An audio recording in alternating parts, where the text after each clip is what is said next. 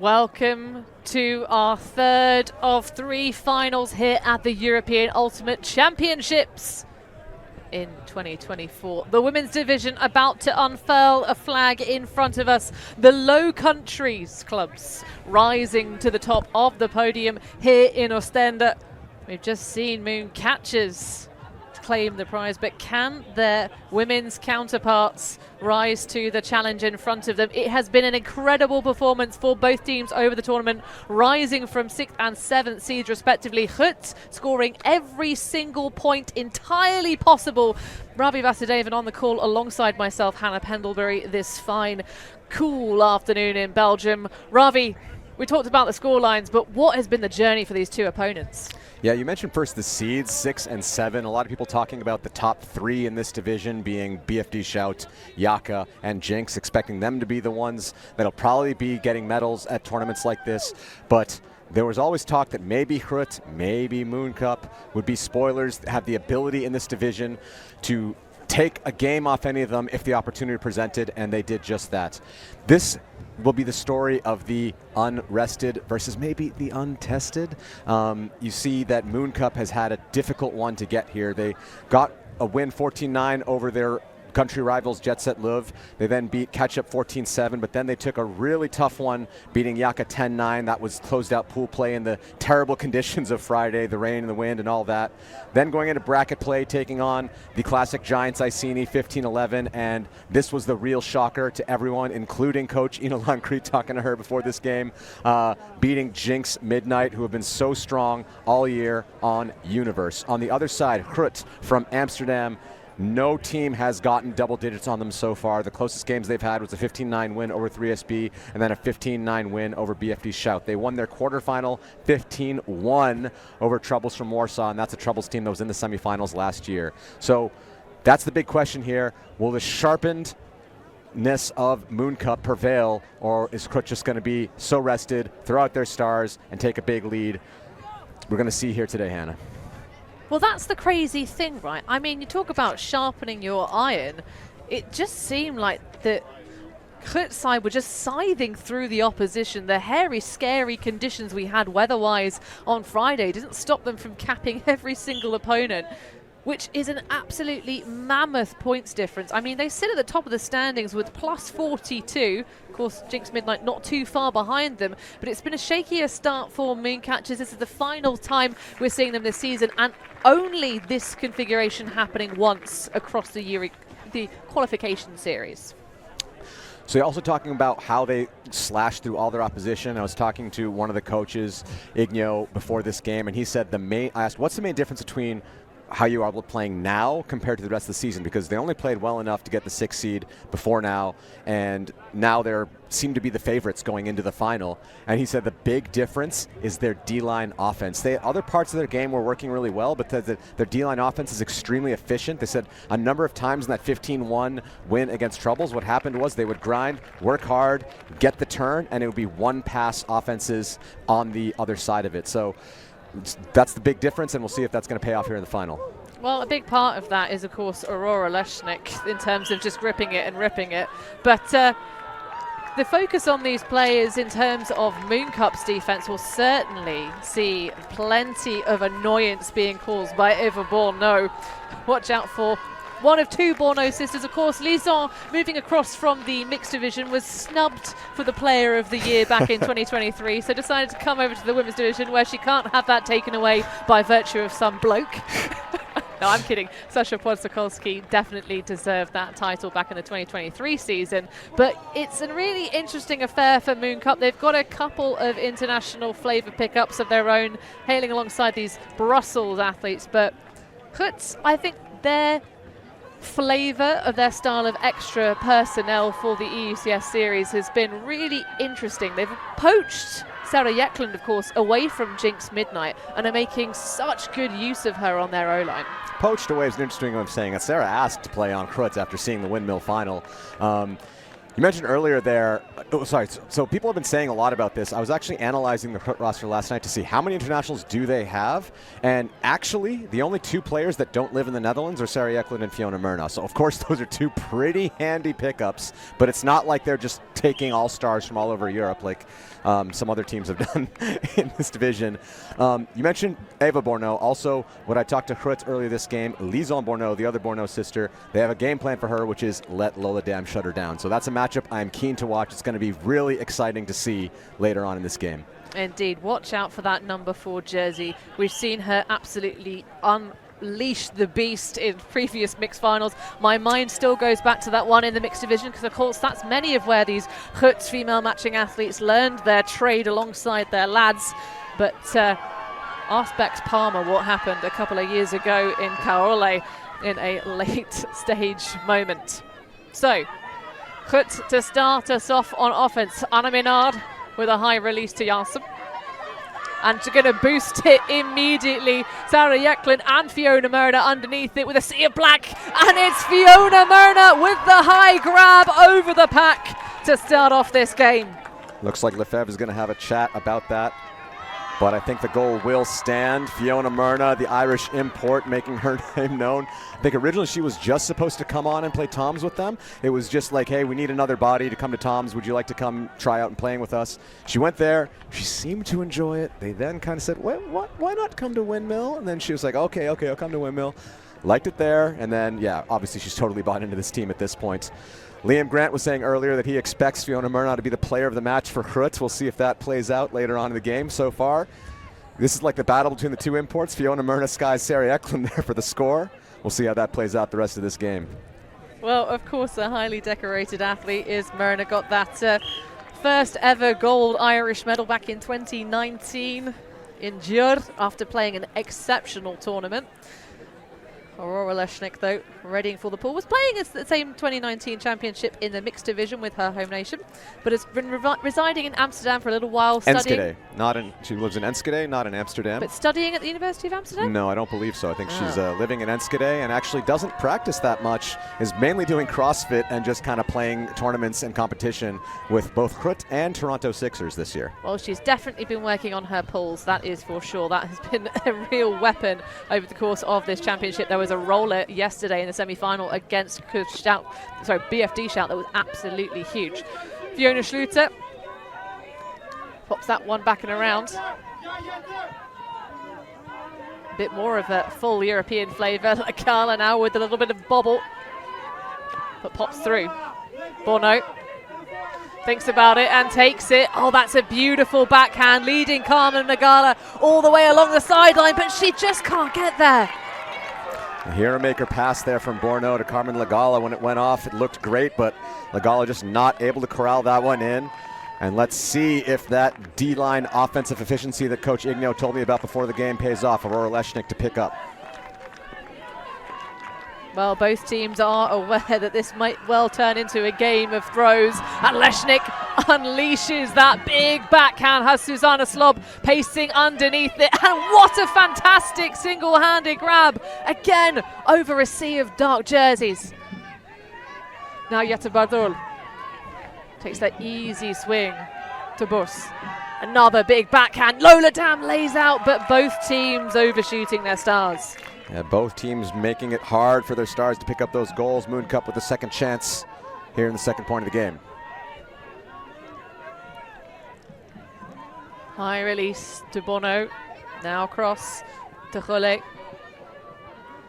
Doesn't like Schluter. A very active mark from Elisa Bos. That little air splits from Leshnik to try and prevent the downfield. That one just about held on for De Hasp. Now through the slip, slop, slide, but doesn't quite get the bid. Now it's going to go deep, and again, this opening possession for Mooncup's O-line causing some serious thrills and spills. Good pressure here from Grut's defensive line. I think they like this point, even if it comes to a grinder. This is pushing those Mooncup offensive players out there for a long time. Break up line and no toe drag swag to connect it.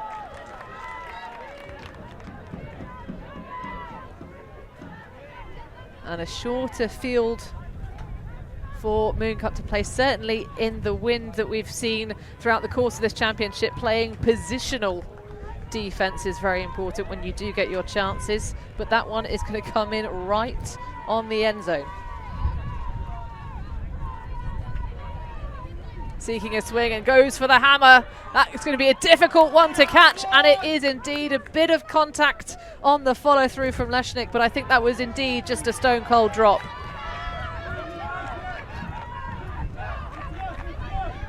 Yeah, I was told Dan was going to take the Borno matchup, but it looks like Lesznik's taking it so far in this point.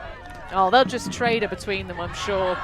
Big old backhand. That's got a lot of loft underneath it. Sky ball for sure. Slob can't make it work this time, though. And we may well get a timeout if this point grinds on much longer. But they're going to try and shoot it away. Rollet opens it up, and that one just clutching into the hands of Borno. Bops back. Lagala now seeking an option. Oh, that's a beautiful forehand, and at long last we get our first offensive hold for Mooncup, but that took some doing, Ravi. Yeah, I think if D-line offensive efficiency was the name of the game for Grut, they did not pull it off there. The one speculator that Suzanne Slob came down with, that one worked out. Couple more didn't work out there. Lesznik being very speculative with her throws so far in this game, and there Lagala showing why they brought her onto this Mooncup side. And Lison Borno takes in the goal. 1-1, dirty hold for Mooncup, but it's still all even. No breaks yet in this one. Yeah, Coach Grut coming over to provide some sage words of wisdom alongside Madeleine Kekla, who is taking a bit of mat leave. Will actually be appearing on this roster in later stages. Mooncup are focused on the 2026 World Club cycle. It's great to see a new program, both new programs in the women's division right now. Mooncup came out last year getting 5th in the EUCF. Grut, of course, splitting from mixed into single gender play this year. The idea of that, they still have the goal to play mixed in Worlds. They wanted to get tougher competition. And actually the women's team has arguably been more dominant in the division in the women's than the mixed has ever been. I mean, clearly they were just playing through the women around the obstacles, right? I joke. That's a throwback to the old days of mixed. Whereas actually the true mix being played here at the European Ultimate Championships finals level as Floor Coularts receives on the far sideline. Oh, that might be a little bit too much. Can it hang enough on the edge of it? Oh my goodness, that was exceptional footwork. Another one in the bank for Flora Hay. Yeah, Flora Hay from New Brunswick, Canada, lives in Leiden, the Netherlands, not too far from Amsterdam, has been playing with Grut for the last couple seasons and showing exactly why they trust her. Look at this, when that throw went up, I really thought that Hay, it was going to be too far out the back, but look at Hay with the focus here to snag that one, keep her toe in and keep that other foot up. Wow, that is in, and that's incredible stuff from Flora Hay. And of course, many eyeballs watching that one from the sidelines. It's a dangerous place to sit directly behind a end zone in a European final, but a timeout being called surely by Mooncup just to say, okay, that didn't go to plan defensively. We weren't able to interrupt. Here's what we do next time. But we'll take a break here in the booth as well. Don't go anywhere, folks, though. This women's final still touching distance. Grut 2, Mooncup 1. On October 14th, 2024, the first ever World Beach Ultimate Club Championships will take place in Portugal. Follow the over 600 games as the scores update live online. And with free streaming from the Ulti TV arena, you can catch your favourite teams on your phone or from the comfort of your couch. Don't miss any of the action from Portimao.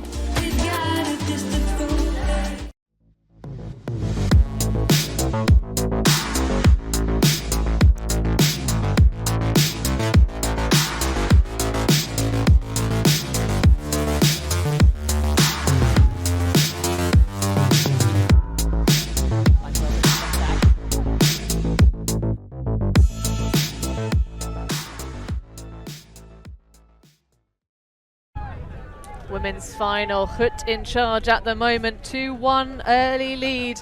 Ravi, curiously, that was not a timeout taken by Mooncup. It was taken by Grut. Yes, I think we talked about earlier in this game, they were trying to focus on having D-line offensive efficiency, and the first point a bit sloppy, and probably just wanted to reset themselves and say, hey, okay, first points are going well. We've had a couple speculative shots, maybe even that last speculative shot. We don't want to rise to that crazy amount of energy. Let's bring it down and play the solid game we played before. I'm guessing that was more of an emotional reset timeout than anything tactical. Well, there are 2 per team per half, and certainly with some of the efficiency we've seen in this women's division, we will get to that tally of 8 very, very quickly indeed. Intense match coverage as we see De Haas in the centre pocket. Hands it back to Schluter, and then swing across to Rollet. Cello not really going for too many fakes early in the stall, just patiently waiting for an option to emerge. Beautiful backhand break for De Haas to Maxon. High release blade, and that's going to go too far, surely. It is the wind giving it an extra push too. And that was just team defense there by Grut, not generating a block, but shutting down all options, forcing that little break pass. Well, Leshnik center field. Going to need something in the way of an undercut delivery. Has Kurlum.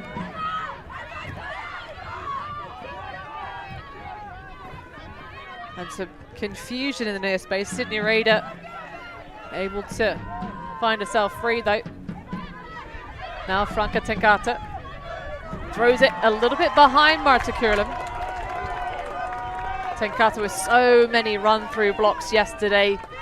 Big part of that rather muted performance from BFD Shout, but what a pickup! Bourneau. Back to Maxon.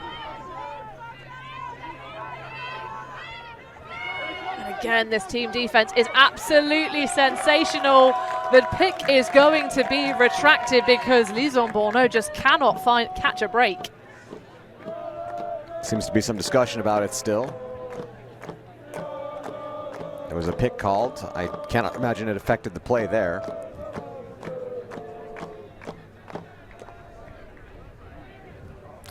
Turnover called, and I think that's the right one. It's okay to take some time to make sure you get to the right resolution. 2-1, Grut with their second break opportunity this game. This point, sorry. Yes, they've had quite a few break opportunities. They certainly ground that Mooncup O-line in their opening possession. Leshnik disappearing up line. Now Tenkate. A little bit of flustering there. Folks coming in and almost seeing each other.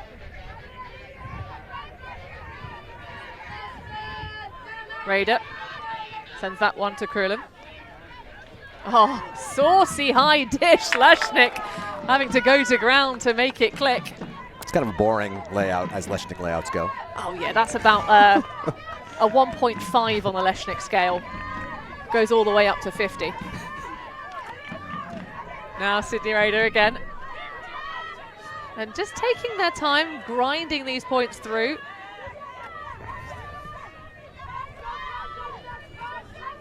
A little bit of dancing, but great adjustment from the mark from Harris, who's been absolutely eating up the end zone for Mooncup when they have their shots, and that is a shot and a half. Tenkate goes up and clutches the disc. The first break of the game goes to Grut. Take a bow, Franca Tenkate. I thought with Legala on chase, with the bigger body, she'd be able to get there, but Tenkate boxes out well, keeps Legala away from the disc, and takes it down with strength. It's the first break on the board for Grut as they go up 3-1 in this final. I don't know, Ravi. I think Franca Tenkate, after the game against Shout in the semi-finals, got an appetite for Italians. She knows how to box them out. Gorgeous, especially the vigor with which she pulls the disc away as well, really just absolutely denying any defensive opportunity. Now, one thing I will say, we always ask about how is a team going to respond to the first time they get broken? How are they going to respond when they're kind of come from behind? And we talked about well-rested versus well-tested. In that Jinx game, Mooncup gave up leads, got the leads back, gave up another lead, had to go down by 2, up by 2. They must have given them a lot of mental strength to believe in themselves. Some teams, when they get broken by a team as strong as Grut, might cower.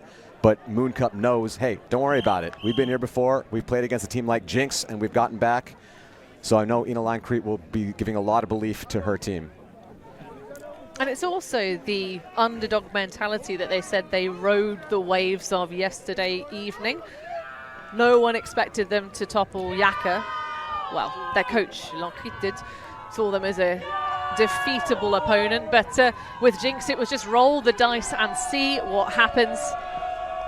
And the pull almost picture perfect, just in bounds shy of the front corner.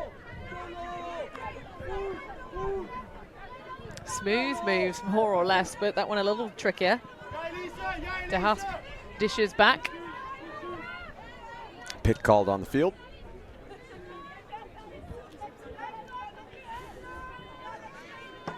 This is certainly testament to the fact that Grut indeed do have the best person defense in the entire division, if not the entire tournament. Just neutralizing any of the downfield threats, really, just making all these passes go between the handler set. And now we see that Lola Borno matchup that we were talking about before. We do love to see it. Slob nearly with the hand in the cookie jar on Maxon for short. Now the giving and going.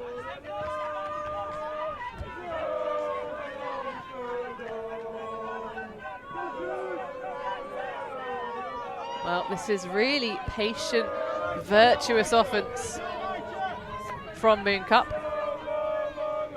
De Hasp through to Cholet. Maxon, if anything, perhaps trying a little too hard. Oh, that's a beautiful shot, but only for Lola Dam, who had excellent position, and now Laura Leshnik backing her teammate up. That's going to ask quite the ask, but not a question that Boss can answer. Hits the deck hard and takes the injury sub.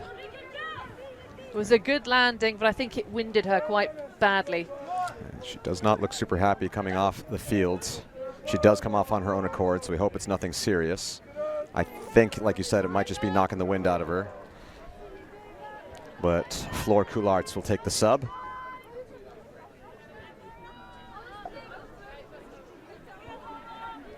And will find herself, of course, marking Borno. Eva.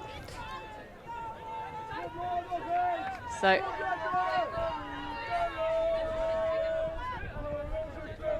the quick discussion as to whether Boss, when she had inbound status, touched the disc or not. Yeah, I think she was out of well, I think she touched it when she was out, but that's my memory of it anyways. I was more focused on making sure she was okay looking at that one, so I'm not sure. Do you remember your view on it?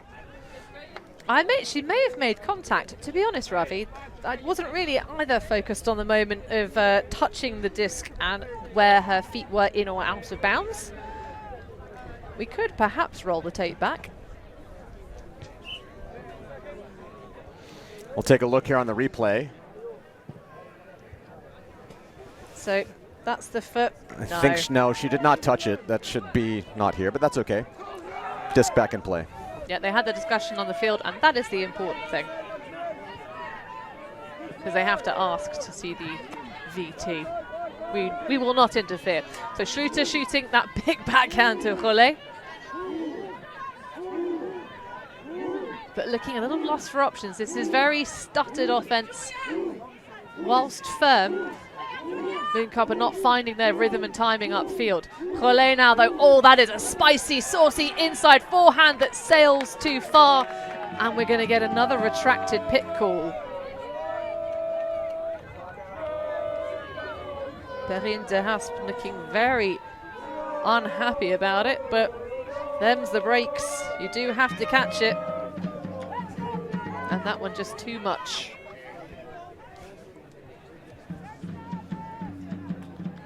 So Leshnik walking it back in.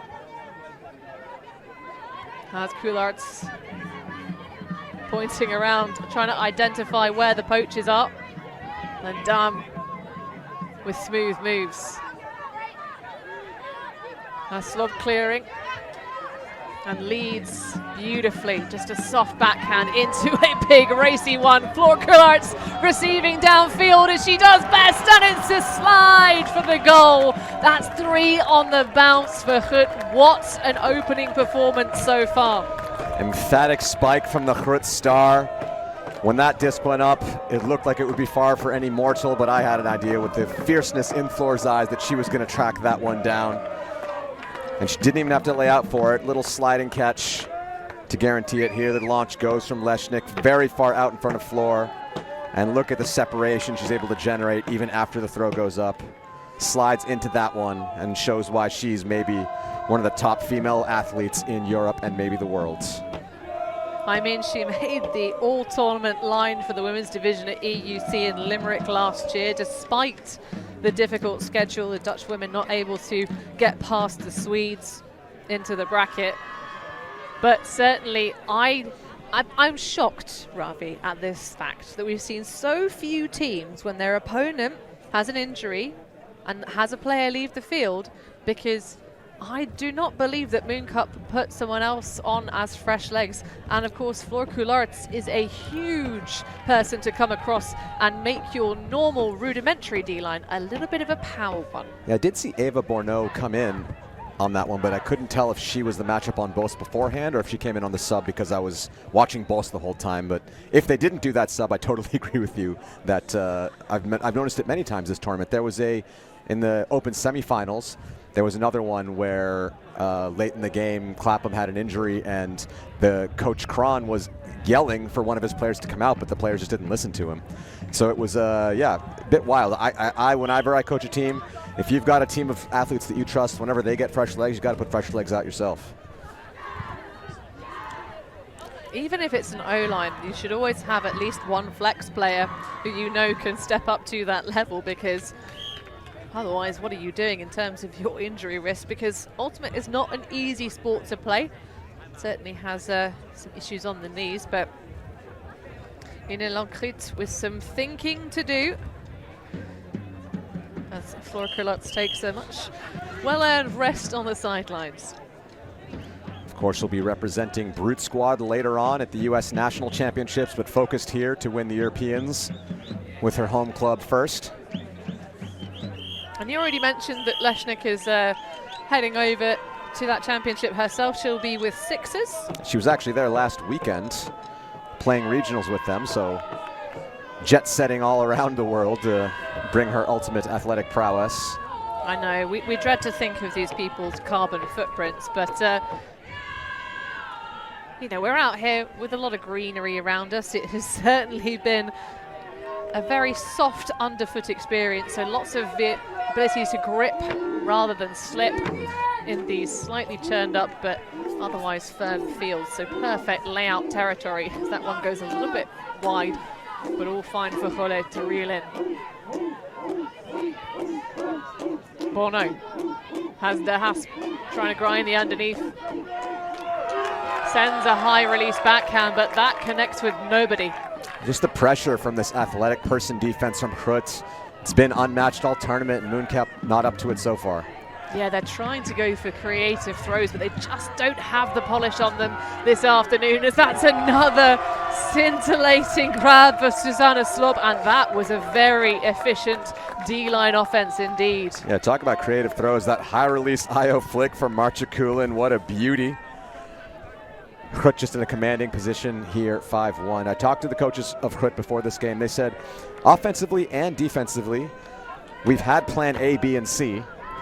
Plan A usually just being win our athletic matchups on defense. They're like, we just haven't had to use plan B yet, but we have them if we need them. We have them if we need them, and we'll put them out if we need to, but we're going to stick to plan A as long as it keeps working. And right now, up 5-1, I would say it's working pretty well. And it really is a truly team effort, Ravi. Oftentimes you get teams that are very athletic, are very dogged defenders, but there's always one person that manages to slip away to get that freebie. But this is just consistent pressure across the board. There is no easy get out of jail free card, and it comes from just this full team performance. But we're going to get another look at some of the O-line stars now running into the fold. So good game management to keep those athletes connected from the Grut coaching staff. Sydney Raider, though, readying for the pull.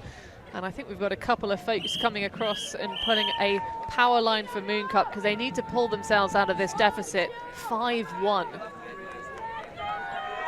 Yeah, we've seen Maywen Leduc, who's traditionally playing on the defensive side, crossing over for sure. And now the Bourneau sisters are playing together in the backfield. Well, Schluter in isolation. Thinks about the shot, but chooses conservatism instead. Now, keeping the disc moving. This is beautiful. Oh, what a layout that was for Leduc, but it just bobbles off the fingertips.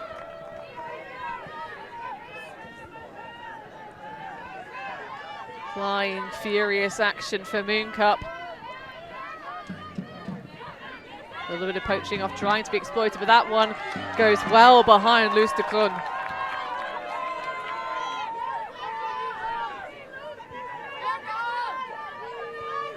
Bourneau. To Schluter. Now Lison's turn.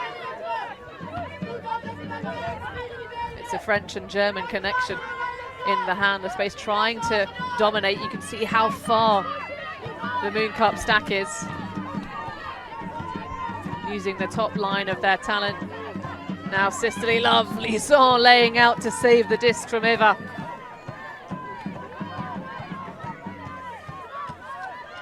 Now we see a little bit of action from downfield, but maybe some cold hands from the disconnection of having that stack so far away. Lisa Latour has been playing amazing defense for Mooncup this tournament. So she's going to have to grind it back. Tenkate grinding up line. But the disc is late and poor. So short field opportunity for Bourneau. Oh my goodness, what a throw that was. A laser, and De Haas once again cannot do anything about it. Yeah, a bit too much OI edge on that IO. I know a lot of people favor that these days, but you got to put that a bit higher.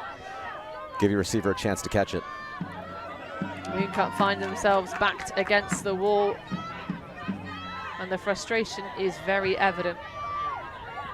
Raider doesn't have too much in the way of free options to collect, but Janssen coming back in. Tenkate now. Fakes the big one. There aren't too many deep shots available. Things looking a little bit static now from the stacks, so this power line from Mooncup doing damage of their own. Oh, that is a big backhand break. Witz catching that extra heartbeat of hang time. Now Jekland. Oh, that's gorgeous. That throw is on the money and into the hands. Annemarie Bone not having to work too hard, but look at the exhaustion level on this Mooncup offense. There's a crossovers there. I think we talked about it at the beginning of that point. Sorry, that was ages ago. Sarah Jekland, of course, crossing over there. I think the reason they crossed her over maybe it wasn't only to get some reps on your O-line. I think they just saw Maywen Leduc out there, and I think they probably game planned that when Maywen is out there, Sarah's their best option. The tall athletes playing against each other, and they thought, okay, if they're going to put Maywen, we'll put Sarah, and we'll match that up. So good coaching and matchup decisions there by the Grut coaching staff. 6-1, that was an incredible, at least that possession. The ones before were a little sloppy, but that possession using the whole team. I think all 7 players touched the disc, and eventually it's Jekland to Bone. But yeah, 6-1 in the driver's seat. Grut up on Mooncup in the final. Well, Sarah Jekland's got such a long ultimate CV. And I respect the game of saying, hey, can I transfer over to your club because I think you're really good at Frizz. Yeah, from what I heard, she was invited to play for Jinx, but they demanded a lot of commitment that she just wasn't able to do this year. Her Swedish compatriot Oda Omlong choosing to make that commitment, and Sarah just said this year, no, I can't do that. And then at Windmill saw how good Grut was and said, yeah, would you mind one other player on your team? And very few other teams would say no. Jinx able to do that, which I respect. They have their system in place, but Grut's a bit more willing in their first outing to take a player that's of Sarah Jekland's status. Maybe thinking that they would just be able to learn a lot more from a player like that and go for it on this championship run. Well, Grut's O-line, of course, at the moment, picture perfect. They've only had to put together 7 passes, so certainly Mooncup having a more trickier time of it this morning. Lagala setting her sights in the upfield space and absolutely rips it. Julia Harris snuck away from Lola Dam, and that is a fantastic, quick offensive hold for Mooncup.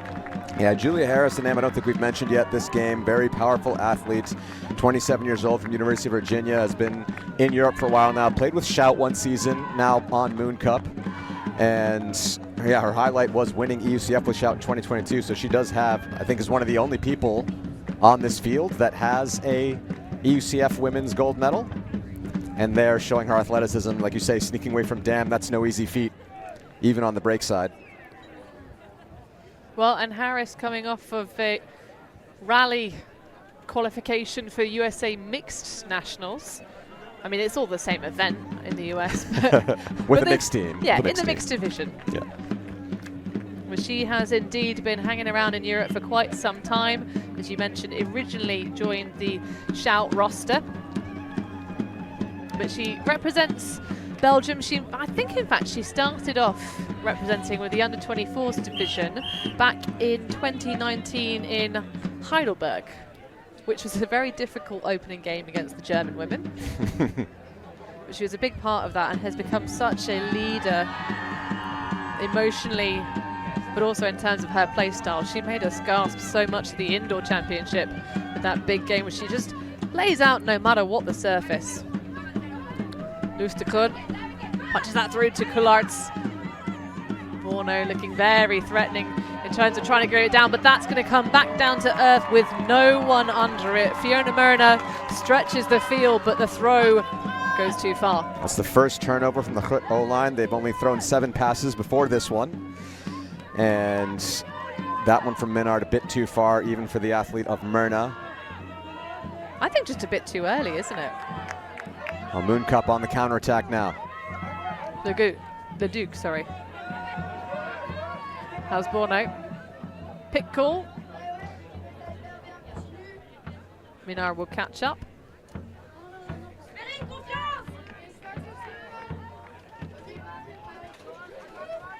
So immediately looking for Jolle, but a stumble and miscommunication will give the possession right back. Janssen picking it up. And those fakes might look like a flurry, but believe me, she could throw any one of them at any time. So it's going to be the Blades. Tracking it underneath is Fiona Myrna. Second effort, not quite there either.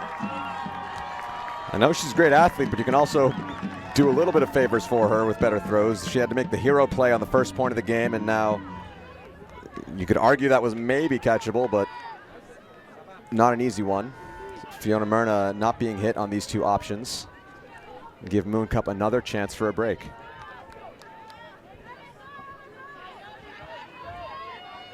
Well, this would be a great confidence builder. Oh, that's a bad miss. De Hasp just having a difficult time out here.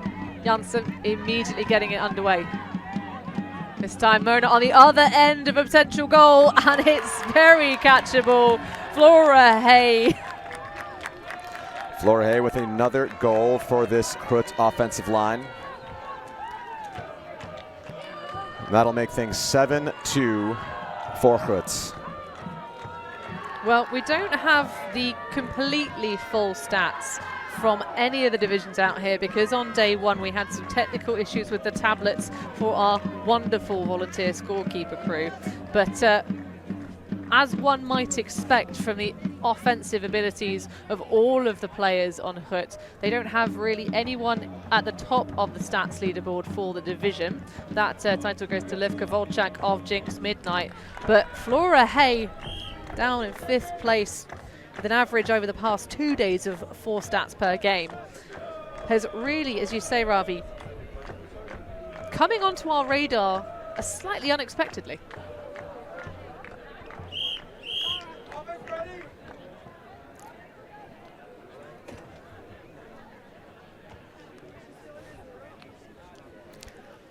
7-2, very similar scoreline that we saw in the Open Division final just before this one. Moon Catchers going up in that one, Mooncup being down in this one.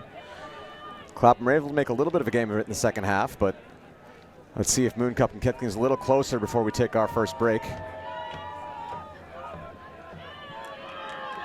That is a beautiful pull, allowing these athletic defenders to run down. Maxent looking for something upfield, has Lagala.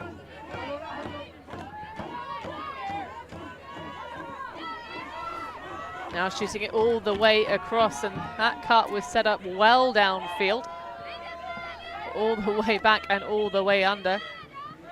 It's nice to see some confident, bigger shapes.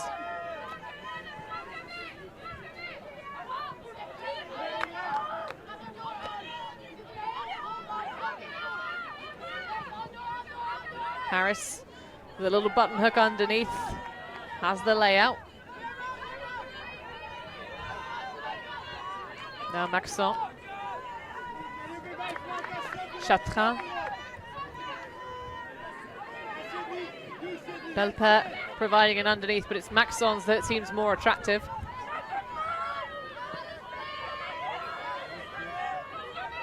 Sails across Chatrin again, with the matching knee tape for the ribbons in their hair. A throwback to the original jerseys for Mooncup. They need to find the flow upfield. Harris now just delivers like the postman and into the red box of Carmen Lagala. Now that was perfect timing for the final pass. That was better, confident offense from Mooncup. It took them a lot of passes, but they grinded through. Were hitting open options every time, trusting their resets when they needed to. That looked more like champion level offense that we would expect out of Mooncup. See there the drums in the background. Mooncup were banging the drums when Mooncatchers were in the final. Now they've switched roles.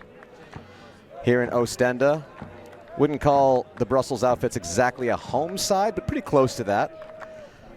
Maybe a bit more sideline support on the Mooncup side, especially as they seem to put themselves in the underdog position now, so maybe even the rest of the audience is going to get behind them if they can make a little run here. Well, it was one of the concerns for the Grut sideline was, you know, are they going to have enough noise to overcome the local fans? Because, of course, we've got Belgians from across the country coming up to here in Oostende, very close to the sea on the northern coast. But they have some extra friends, of course. Grut's, their open contingent are still here, haven't managed to make their way quite so high in the standings, but they're adding a bit of noise, as well as an Irish connection. Lotte Inkerhaag, of course, playing for Pelt here, so there is a fellow country person on the inside, but they had a cheering section from the Emerald Isle as well. And they might get some Irish fans since Fiona Myrna's on the field, so maybe all the Pelt team and Ronald XVI might help them out. Well, that's a bit of a sky ball and a collision underneath it for Coularts, who is going to call the foul, which would be contested by the looks of it from Borno. I think I see what Borno is seeing. To me, it looked like Coularts came into Borno and initiated contact, so I could see a replay on this one, but I think that I at least understand the argument here. Here you see, I think Borno was just standing there and Coularts came into her, so I think that, yeah, to me that's not really a foul. I suppose it depends where the contact is, because if it's one of those accidental cleats, feet getting mixed up together, and that's because it looks like they really do topple over from the pivot point of their own ankles. But I don't think anyone had any particular right to that space, certainly. And I also don't think anyone was going to be able to get to that disc from that angle anyways. It kind of sailed over both of them. To me, I'm not the biggest fan of this call. Well, the sideline don't like it, but I've not met a call that a crowd like yet. The sideline, as you said, pretty Belgian. And Floor does eventually retract the call, and it'll be a turnover. So Mooncup with a chance to extend things here in this first half. Oh, and we would love to see it, because I think the scoreline as it stands would not make for compelling watching for the second serving. But this is really solid work from Mooncup, putting that pressure on. And can they rise and ascend? Great adjustment for L'Enfant.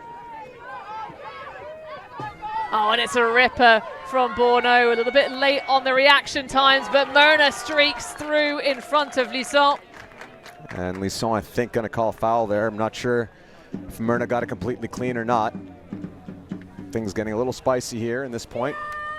And eventually, nope, there's a... I saw the turnover hand signal from Leduc. Let's take a look here. To me, that looked pretty clean on Fiona's part, but it was tough to see what was going on in the shoulders. Yeah. And eventually it's retracted and another turnover. So good that everyone's taking the time to make sure things work and get the right thing at the end of the day. It's a little discussion. Yeah, there wasn't really much room to fully avoid contact between the two defenders, so Borno with a level head. But can they... Oh, that looked very close to a Callahan for Leduc. And flying around does cause an issue, but a pick will pause it. And this is a very good opportunity for Mooncup. They need to punch this break in. It'll give them so much energy.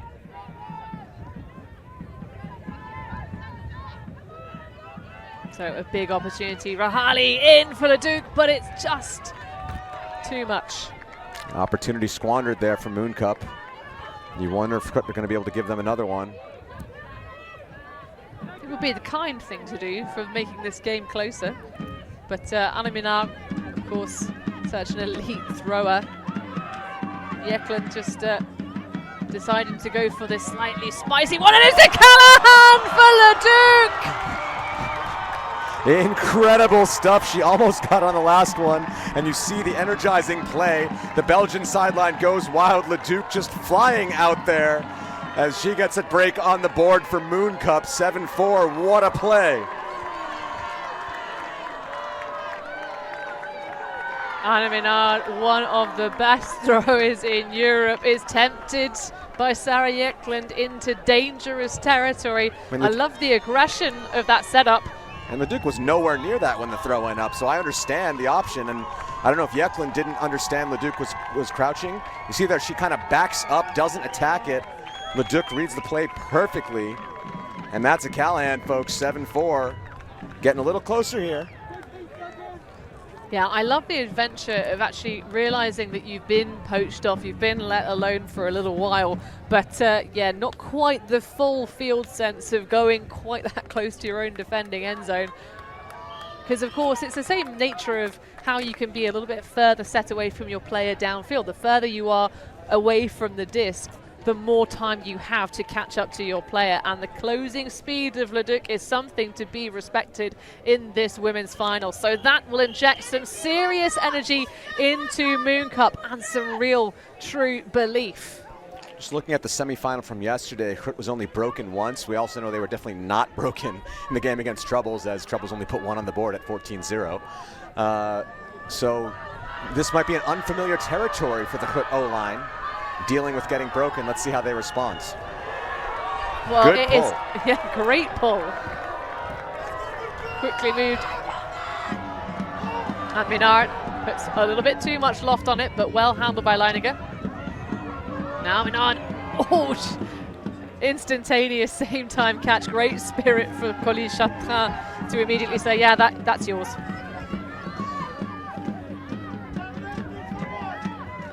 Leininger. Minard with an interesting position, just sat still. Oh, that's a lovely break lead pass. Myrna with no one there, but traffic around. Not the most disciplined structure at times for this possession for Grut. Yeklund now, turning all the way back. Janssen. Curving backhand. Very close to the sideline. Myrna clings on. People trying to dance, but it's going to be a break upfield. Into the end zone goes Anna Minard, and after throwing the Callahan, clutches the goal. So they do take half 8-4. I do want to shout out one of the unsung heroes on the Mooncup side there, Erica Neve, who was guarding Floor that whole point, and Floor didn't touch the disc. And if you're able to shut down a player like Floor, that's a name I haven't really noticed before. And those types of players, shutdown defenders, don't often get shouted out, so I just want to shout her out here. But the rest of Grut's O-line working so well. Fiona Myrna getting that catch on the sideline, and there, the pass up the line to Minard. As Grut do respond well, 8-4. That was great pressure from Mooncup, but Grut still in a commanding lead. Yeah, Erica Neve is someone you can definitely throw a lot of praise to. Hailing from San Francisco originally, but living in the UK actually. Has got some experience from Chapel Hill, you know, that lesser-known Ultimate program. I don't know whoever's come from the Never UNC. heard of them. Never heard of them. But in any case, Mooncup finding themselves in a considerable deficit. They truly are the confirmed underdogs in this women's final, but can they turn things topsy-turvy in the second half? Find out after this. Get there. Yes, he will. The lovely did.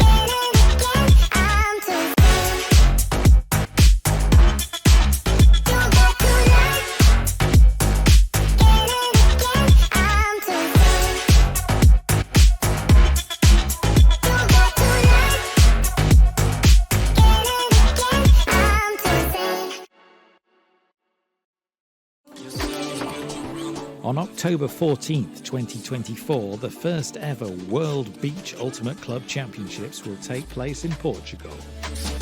Follow the over 600 games as the scores update live online. And with free streaming from the Ulti TV arena, you can catch your favourite teams on your phone or from the comfort of your couch. Don't miss any of the action from Portimao. Second half about to get underway, and we see the huddle there for Mooncup, who stand down in the deficit. 8-4 the lead for Grut. Coach Ravi, if you are Ineling Grut in this moment, what are you saying? Yeah, we see the smiles there for Ineling Grut. I think you have to show the team that you believe in them right now. It's a tough position to be in, but she told us before this game what she said to them before the Jinx matchup.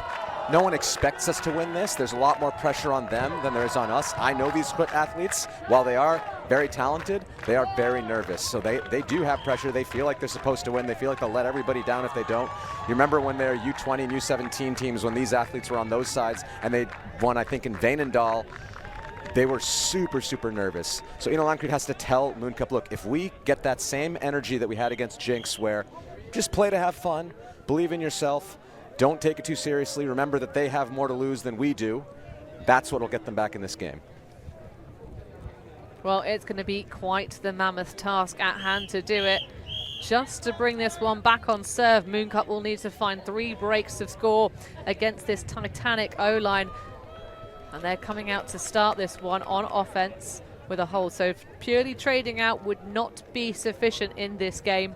That would see Grut take that gold medal home. And of course, the Brussels contingent will be hosting an after party back home this Sunday evening. And I have a feeling that it's going to be a wild one if there's gold medals around every one of their home club necks. But at the moment, Grut's to lose, as Leshnik will open us up. Wind picking up here in second half. You got to think that maybe favors Grut. They love those throws that really just have such velocity against the wind. And a look at a zone which will be immediately eaten up. Beautiful leading throw all the way coast to coast, and that will be perfect to open this up for Mooncup in the second half. Dream start from Mooncup, just shredding that zone, not bothered by the wind one bit. They put themselves back into this one, 8-5 now. Most dangerous score in Ultimate. And looking at the first half rundown here, we'll get a second look first at the pass there from Borneau. Beautifully weighted, beautifully shaped, easily run down there by Beatrice Lefebvre. Looking at the first half, though, there was only one run of breaks that happened. It was 4 breaks in a row, has to be said. That's not great, but the O-line being able to hold themselves mentally in the points afterwards and before that. And then there's the one break, of course, that Mooncup have on Grut's side. So it's just kind of one little mental lapse of focus in these tight games. That can be all the difference. But if they can get Grut to have a little lapse, they could be right back in this one, Hannah. 8-5 is not an insurmountable deficit, but Grut will certainly have something to say about that. Indeed. Well, interesting to see the zone immediately shredded.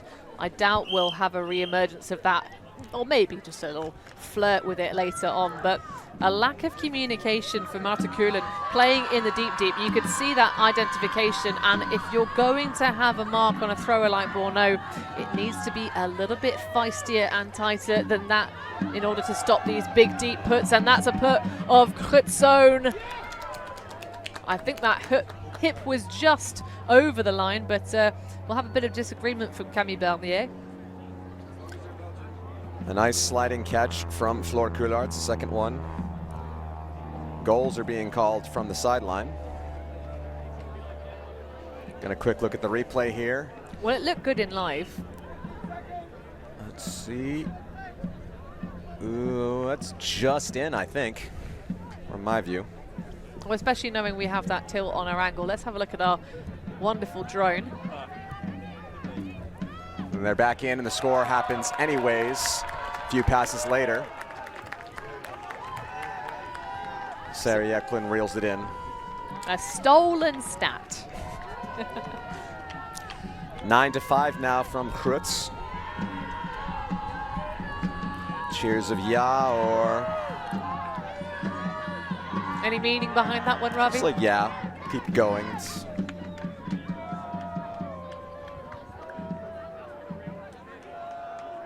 very Dutch saying, just a Dutch way to say it.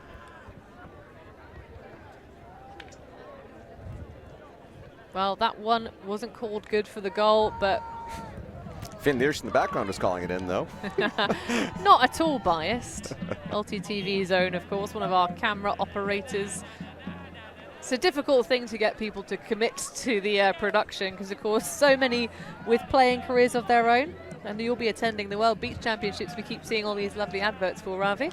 With Finn Leers on my team, I'll be playing with them. UFO Open, look out.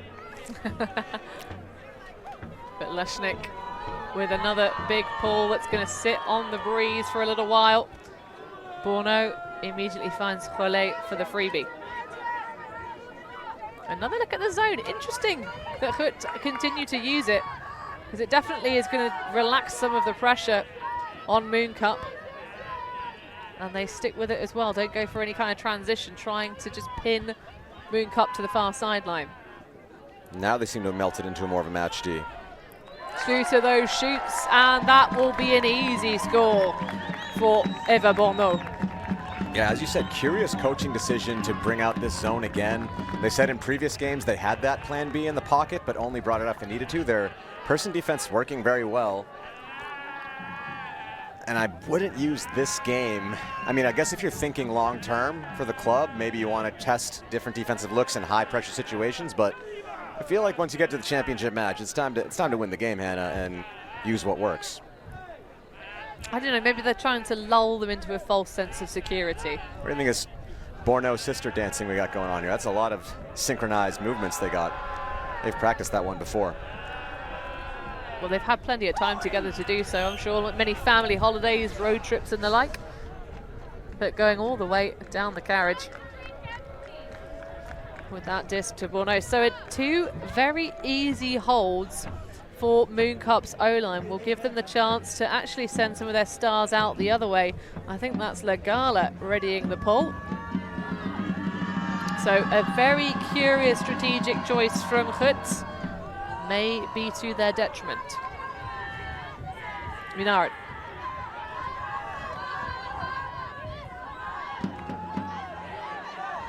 It's a solid lead backhand from Leininger. Oh, and that one just friendly fire. I'm not sure that was intended for Janne Jansen.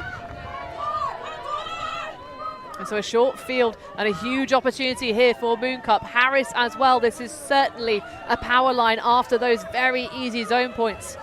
Remakers now. Another pick upfield as Belpaire takes the mark from Leininger.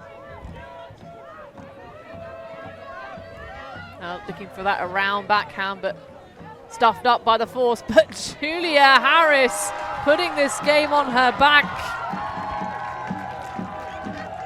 The vision there from Belpaire was incredible. I mean, there was defenders all around in that space, and she just saw the pocket that she could just blade that one into. I think Harris's defender said, okay, that space is kind of covered spatially by other defenders, so I'm going to wait for the next cut. But Belpaire's throwing there was just phenomenal. Let's take a look at this one again. She puts it into that pocket around Myrna. That is not an easy throw, and the wind was not still at all. Impressive stuff from Mooncup, and all of a sudden it's a 2-point deficit. Myrna's hands were so close to denying that scoring pass, but it's like a magnetism between the handler Sept and Julia Harris's hands in the end zone across this tournament. And so that's 2 of 4 breaks to bring it back on serve, but 5 required for Mooncup to take those gold medals home to Brussels later today. A little bit of doggo time for Harris. Of course, giving some scritches to a lovely animal actually releases feel-good hormones. It improves your blood circulation. So, you know, maybe a little bit of extra warm-up time for Julia Harris. It's all about performance here. That is a tactical scritch. So Eva Bourneau coming out on defense with the pull. She's been causing some mischief all tournament long on the D-line, so a couple of crossovers. Hopefully won't drain her legs too much. Hey. Looking for Janssen. Oh, that's a lovely leader after a very tight mark from Bourneau, and that's going to cause the spill. A full stretch layout from Sarah Jeklund, can't even bring that one back to life. So Bourneau. Easy release. Elisa Latour had punched it back. Bourneau connection. Just say yes. An accepted foul from Sarah Jeklund. A little Swedish backpack there. Wind really picking up now, Hannah. Perhaps Mother Nature getting inspired, saying why not cause a little bit of mischief.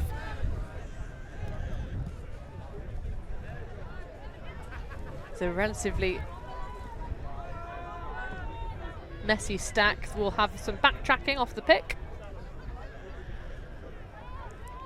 Maybe a violation called on that play. Seems to be going back to Bourneau again. Curiouser and curiouser. Say back to Bourneau from one to the other. It never left.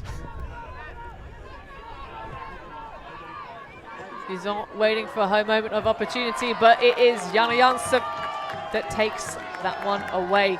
And Leininger with a relatively slow start, allowing Myrna to set things up.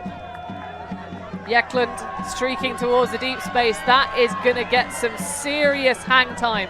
Hustle and jostle underneath it, and it is Flora Hay that does the damage. Jana Janssen. There's a foul call on that play.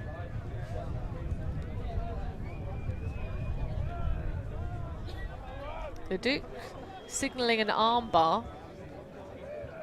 I mean, it looked clean enough. You're always going to get a little bit of contact under a sky ball like that. Oh, you see the push there, that from Eklund pushing Leduc out of the way.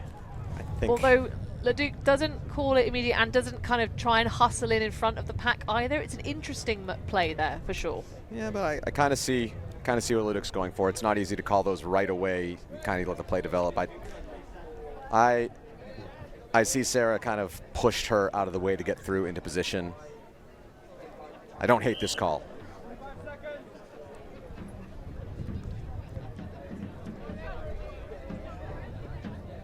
You see here, Leduc takes position, and there's the push from Sarah, pushing her out of the way. For me, it's a hospital pass, but I understand the foul call. I still find it interesting that Leduc doesn't immediately call the foul, but nor do they. She might have verbally called it. She didn't do the hand signal. We're not able to hear that here, but. That's true. But there is no hustle to try and get the block anyway. Well, then maybe she did call it and stop playing. Maybe that's why she stopped playing. Yeah, that's true. It's hard to say. It's possible what happened.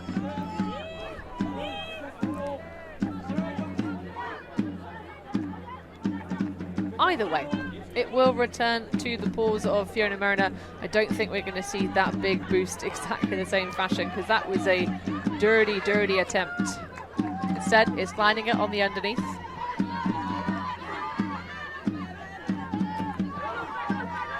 Flora Coulartz instead, launching it, but taken away by Bourneau. Great read.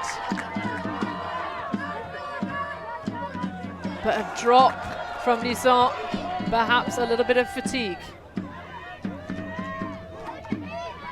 Janssen sends that one rising to Myrna, but a pick. Suspiciously free is Myrna there.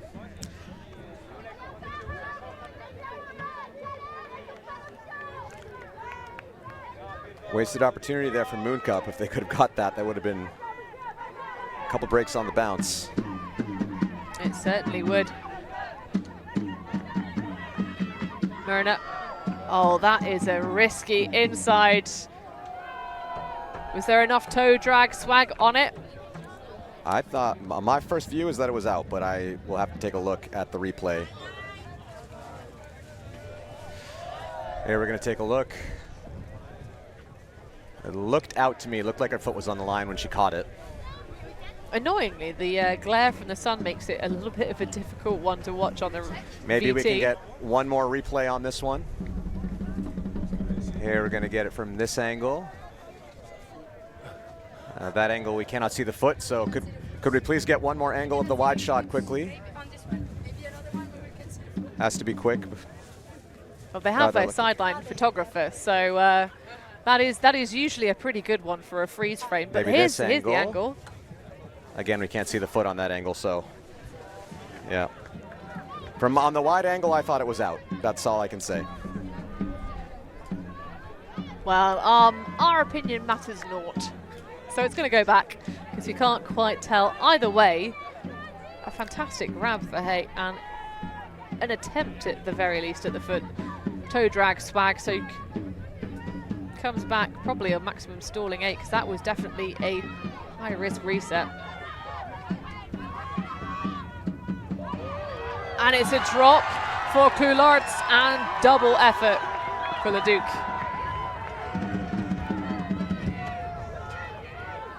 Lefebvre. In this second half, Mooncup have almost tripled their tally of break chances, but Leduc this time will call the foul with the hand signal immediately. Yeah, I think there, if there was some contact from the back from Coularts, no, I think she just didn't get that one. I'm confused by this foul call. Yeah, it does look very clean on the replay. Just looks like a clean drop. Unless there's some contact before the attempt on the disc, but on the attempt on the disc, no, there's no foul there. I don't see a foul there.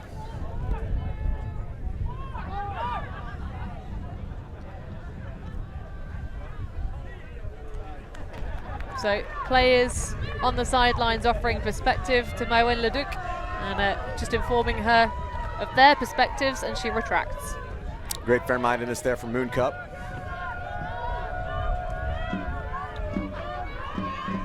But I have to say, the intensity Mooncup's putting on defense much better now than from the first half. I love the bracketing as well. Definitely changing the strategy defensively and causing some serious issues for this Grut women's team. As the wind starts to rise and add that extra bit of difficulty rating to many of these throws. Yeklen underneath with ease though. Pick elsewhere will again interrupt flow. And this is an unfamiliar place for the Grut offensive line. They got broken once. They've had a number of turnovers here, 3 turns from the Grut offensive line. I doubt they've had to do much of this tournament. Well, this is where you really test your mettle. And that is definitely escapee downfield for Coularts with absolutely no chill whatsoever. Hay underneath it, and Hay takes it down. Just waiting for a second to see if there was a call, but no, that one was clean, physical play that they're all comfortable with, and Hay gets the grab, 10-7. You see the frustration in the body language from Mooncup. They're still in this game. They need to find a way to play with themselves. At that point, a couple squandered opportunities. Here, this was definitely a speculator from Flora Coularts. Just trusting Flora Hay as an athlete. That's not an easy feat with Borneau and Leduc sandwiching you to catch that one. What a grab by Flora Hay.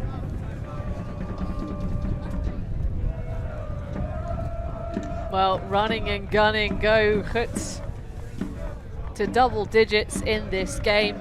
10-7. 5 points away from a championship win in their debut season.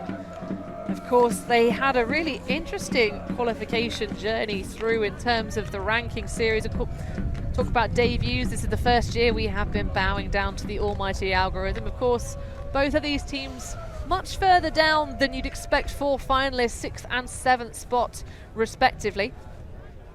Neither team getting a win of any championship to date to snag those wild card bids. Yeah, Mooncup 7-5 on the season. Grut on the other side.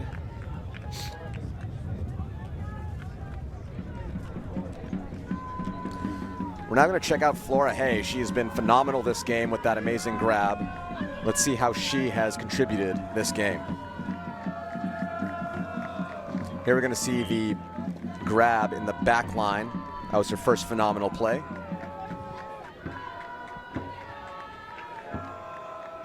They're collecting a bit of an easier score. I think that's the easiest one she's come down with.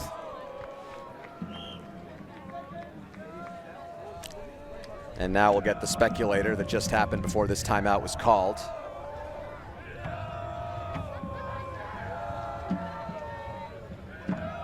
What a grab there by Hay. Taking it down with authority.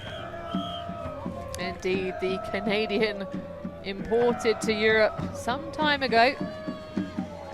Really going to work out there like hay for horses is how she describes the pronunciation of her surname, giving us a bit of a giggle. But she's only been playing for 6 years, so picked up the sport in her early 20s, which is unusual. Lots of these athletes at this level pick things up much earlier days, but perhaps why she's on more the goal side than the assisting.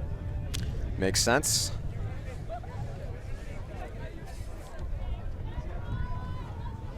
We saw there the Grut sideline with a big water bottle drum, trying to compete with the Mooncatcher's drum.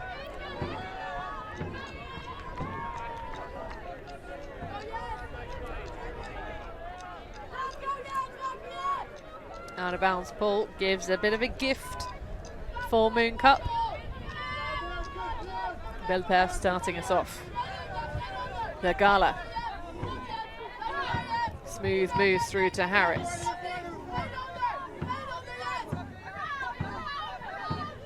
Rijmakers connects immediately in stride with Belper, sorry. It's a nice snag as well for Chartrain. Spinning all the way around the world, getting every stamp in the passport, but just throws directly into the mark. Wow, what defense from Susanna Slob. She's had herself a game, Hannah. Coming down with some great grabs in there, the block. To be fair, Ravi, she's had herself a championship. It's been pivotal for Grut's D-line in so many of these games. Now it's Tenkate. Leshnik dancing around, trying to escape the grasp of Lagala, and it's going to be a bit of shoot into the end zone, and that's so close to a layout goal from Susanna Slob. I think she's going to take the injury. She is indeed. Well, that's the second Grut athlete taken out by her own bid. Yeah, putting her body on the line. This would be a tough one for Grut's D-line. We've talked about her contributions, especially on the turn, but also defensively, getting the block on that one. Injury is called.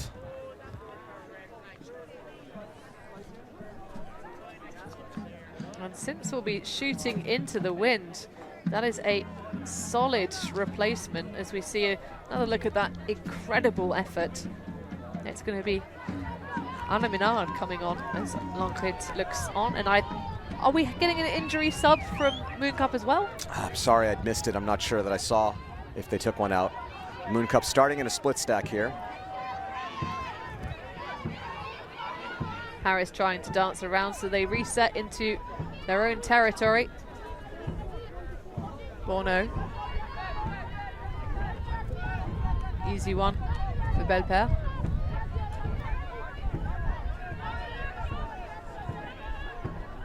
Chartrain with a nice leader and a confident catch on the end of it.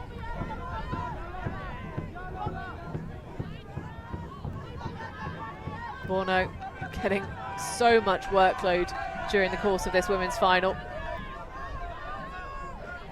Now Lagala.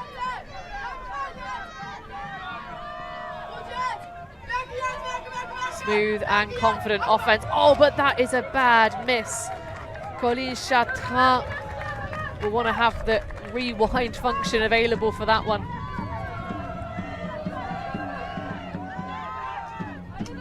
Love that flash in the lane though.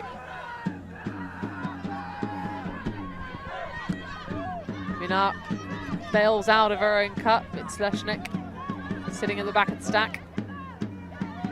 Now Lola Dam.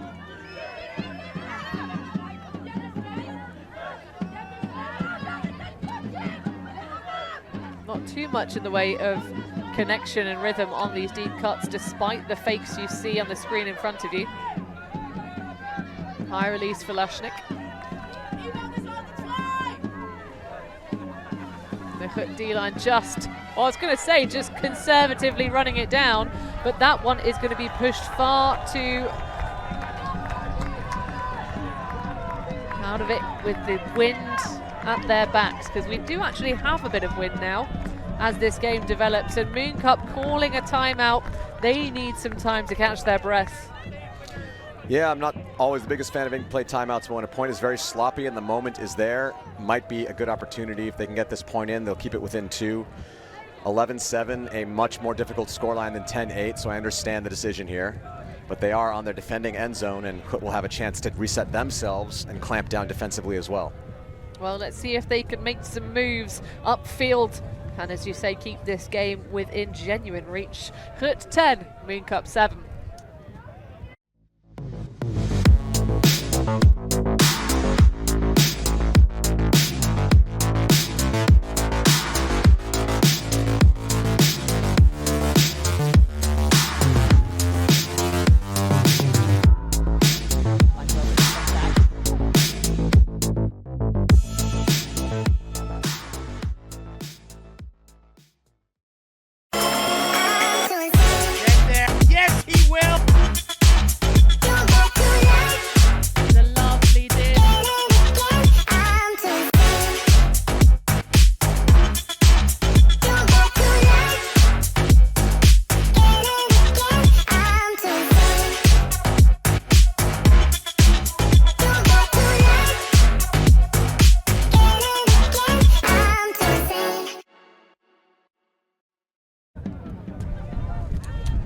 Grut with some sage words of wisdom for her team, taking the in-play timeout with the wind at their faces and the full stretch to go. The women's final for the European Ultimate Championships. A gold medal on the line. Of course, it's a massive result for both of these teams getting to this stage. The first ever appearance for Grut in the women's division. Of course, though, plenty of medals back home in the cabinet for mixed, but Mooncup rising like the morning sun and giving a real tussle after conceding 5 points in the first half on the run. Yeah, but they haven't been broken since then. That's a testament to they've had to grind through a few turnovers, but so far the offensive efficiency of the Grut D-line not really paying out. Mooncup starting here in a side stack, looking to isolate some space. We're going to see if Grut will stick to their person-to-person matchups or play a bit more switchy off of this. Harris doing all the work, and great bodily control from Lola Dam to move out of the way, but Borno's going to boost it. Carmen Lagala with a miss.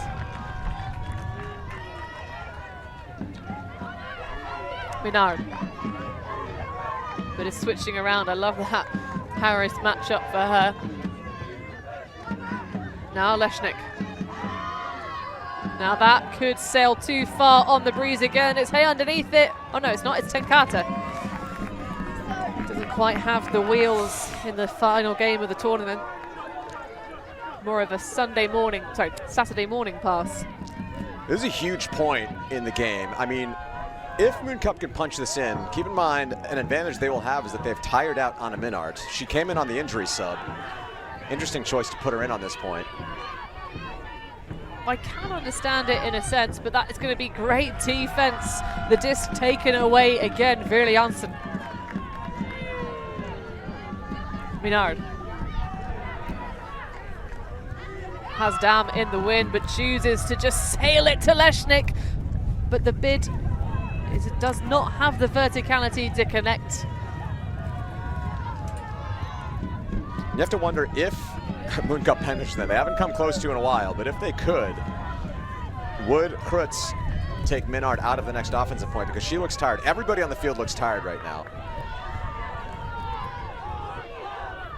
You have to say that does favor Grut overall, though, is that Mooncup, if they're going to get back in this one, they're going to have to play a very short, tight rotation, as Grut is the deeper, more athletic team. Maxon setting the sights for Harris. Great pressure, but the lefty grab almost behind the back. A real gem for the Julia. That's a beautiful throw for Belpaire, but it is going to sit in the wind to be taken away. There's a pick previous to that one that is retracted.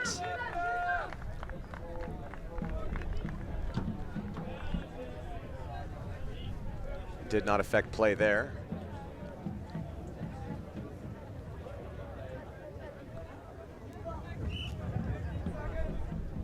There's the pass. Sails over Janssen, and then Marta Kulin reads it better. There's definitely been considerably more calls in the second half than the first. Perhaps the wind conditions changing, becoming a big factor.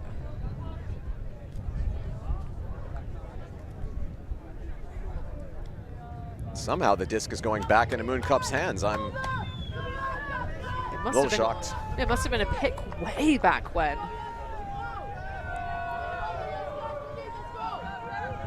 The only argument I could see is that a bunch of Mooncup cutters stopped playing, and they said, yeah, we would have generated a better option than that one.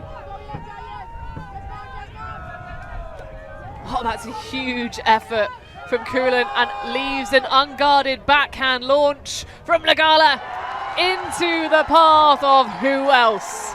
It's Julia Harris. Julia Harris there doing it for her team. Lagala picking it up first on the pressure from Kulin. And my precision here. What are the rotations going to be after this point? It's 10-8. It's still a tight one.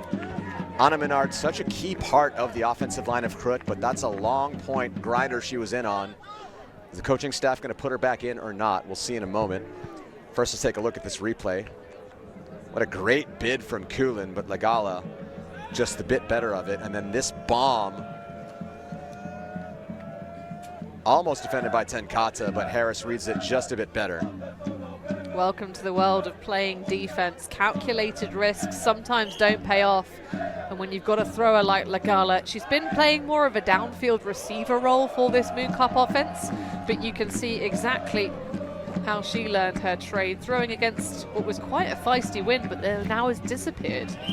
She's no stranger to that. She was doing a lot more handling type of playing with the Italian mixed team in Australia, where there was way more wind than this. It's almost like when you play Ultimate in a place right next to Surfer's Paradise. There might be a breeze, who knew? Well, Lagala from Rimini, so she's no stranger to these conditions. Minard is back out there, so that question answered. She's well fit, just in her early 20s, so she can run for days, especially after that light workload yesterday, that 45-minute quarterfinal, and then they snuffed out BFD Shout in about an hour. 15-9 against the defending champions.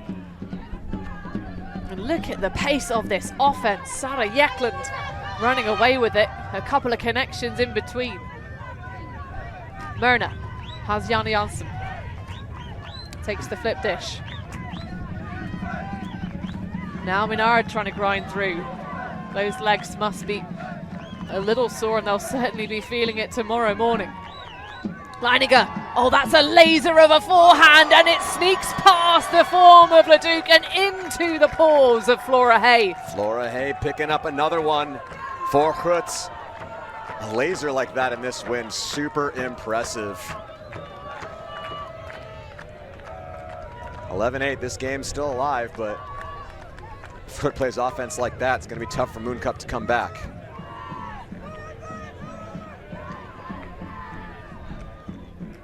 Now that was some very quick, very efficient offense. That's the more familiar rhythm for this Grut O-line, Ravi, and clearly Anna Minard has legs made of steel. That's Iris Leninka, of course a twin sister duo. Anik not taking the field right now. It was Iris that had the knee injury at indoors? It's really hard to keep track. I have trouble. But yes, I do believe so. I think Iris was the one that had that injury. Now back. I'm playing in trail shoes rather than cleats. So seems to be working. Clearly just has absolutely exquisite footwork, because we've not seen her slip once, to get a bit more good doggo action on the sidelines. So Arvid's car clinch, of course, formerly a Loftkis, already clinched a gold medal. But can Mooncup overcome this Grut D-line, who will be ready and poised to show the form they had early on in the tournament? And that was nearly, oh no, in fact it was. Did that land in pounds? Absolutely insane pull. She's not supposed to take it from back there. She's supposed to be on the front cone. Yes. A bit of weird rules knowledge there. That's actually a massive travel. And that could be, no, not quite. Laura Leshnik again allowing Carmen Lagala to open up that tank of a backhand arm. De Hasp looking around for something, anything. Still count rising all the way up, and that one goes loopy over the intended target of Borneau. This time it's too far. The dam is open and it just floods out into the far corner. And there we see the Grut boys cheering on their women's team. And that one needs every ounce of attack from Fiona Schluter. Well, now we are back in Mooncup zone territory. They've got a bit of wind in their faces. They've spread themselves out before, but that's out of contention. Lola Dam, play the hits. Doing what she does best. We hadn't seen a big block like that yet, but we know she's got it in her. And the body language on Borneau says it all. Damn, girl.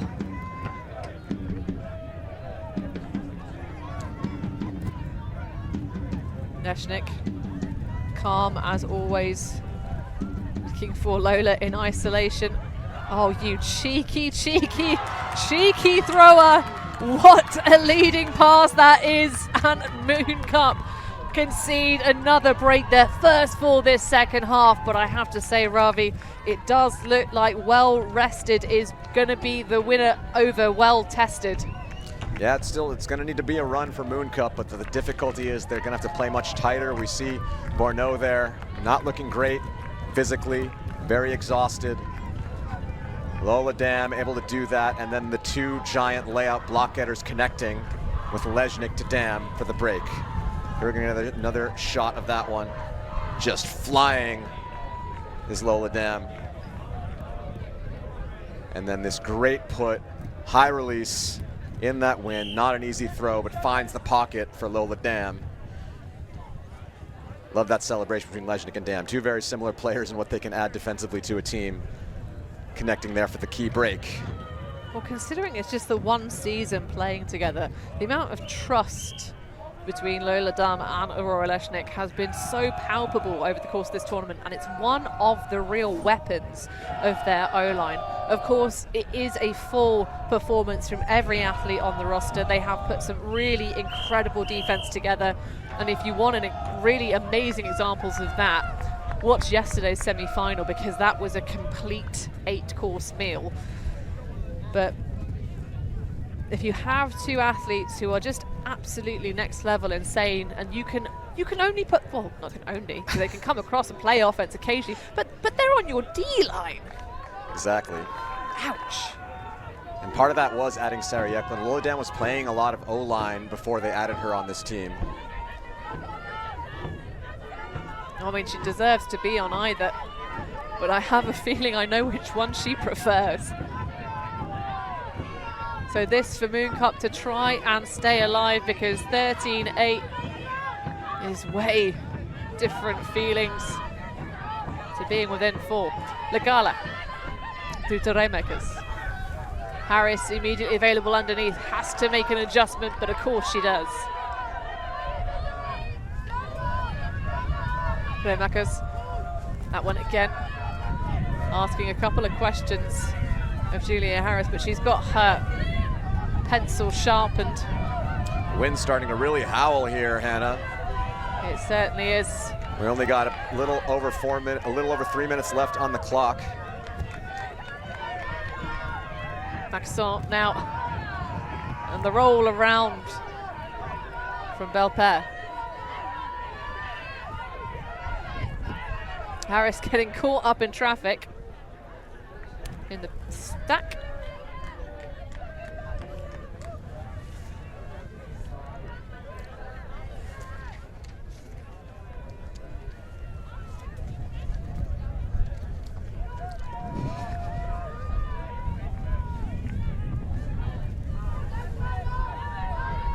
So with the wind howling behind them,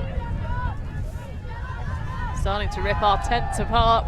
That's going to be a ripper that's taken away by Sarah Yeklin. There wasn't anyone behind her, but she D's it just in case. Yeah, that was a late stall bailout pass. Wind's starting to pick up, and you have to wonder if you want to start playing more positionally now. Both teams struggling. We're getting a lot of grindy points out there. I am really enjoying seeing some of the homegrown stars in the later stages of this game being used to greater effect. Certainly that wasn't the best throw from Belpaire we've seen during the course of this game, but she really has risen and matured into such a leading force for Mooncup. We love to see new programs creating that effect in clubs all over Europe. Bone punches it through. And that is quite a spicy option. I'm not sure how many athletes can throw a forehand all that way deep to Marta Kulam with this current wind condition. But they're going to try and ride the rails. Carmen Legala, though, galloping, but even her leg stretch can't get her all that way. Yeah, the wind kind of swirling around out. It's more of a downwind shot right now. And you got to float those ones higher and kind of throw them at your person, not at space, when the wind is like this. But can this Grut D-line work it upwind now? And they are going to call a timeout. Well, that is smart game management. We're certainly going to have the time cap expire now in this point. Grut 12, Mooncup 8, of course. The cap rule's pretty traditional here at the European Ultimate Championship Finals. Add one to the highest tally after playing out the point. But we're going to take a brief break here in the booth too. Don't go anywhere. This women's final will close up in a few minutes.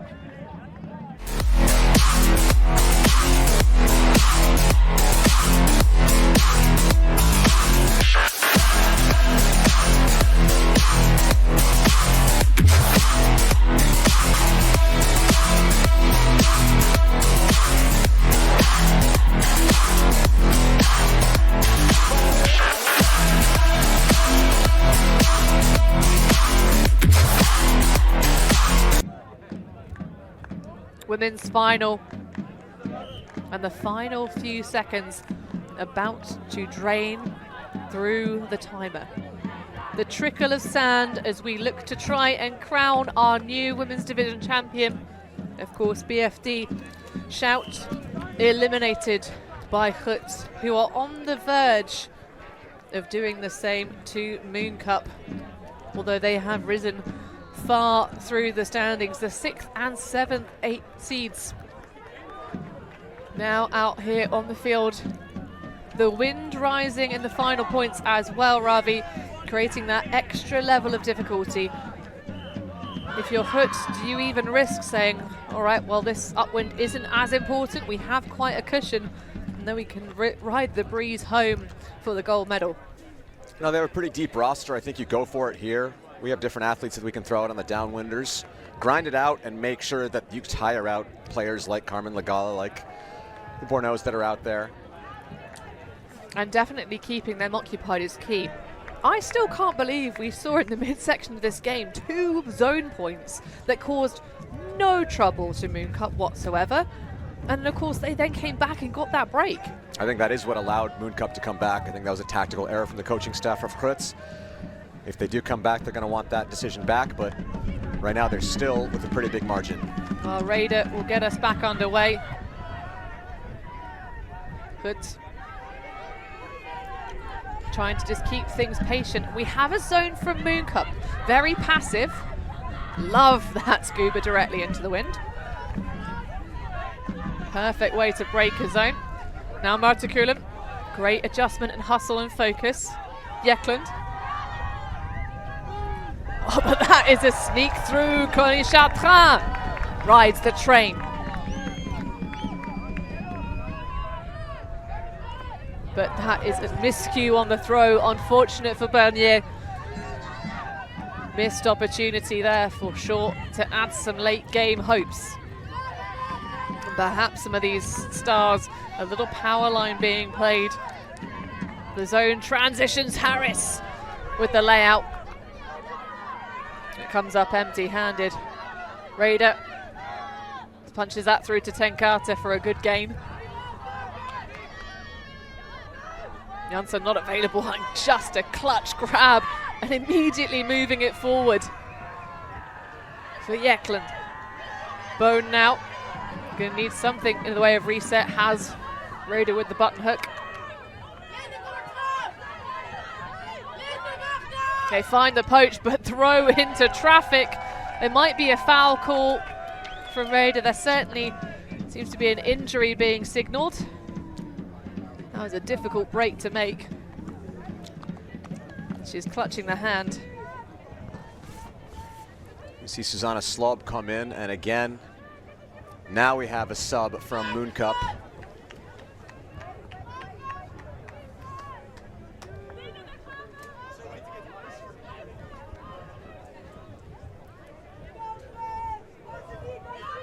Well, a turnover once more. And this point continues. Belper around to Schluter. Not quite the right angle on the undercut from Cartrin, but that is going to go away, and Schluter will call the foul.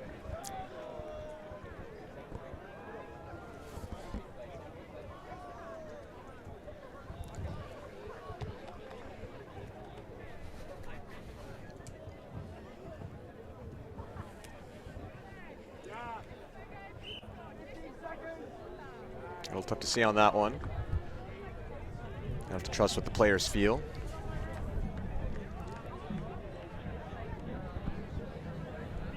Well, Lindovitz having the discussion, holding her ground as to...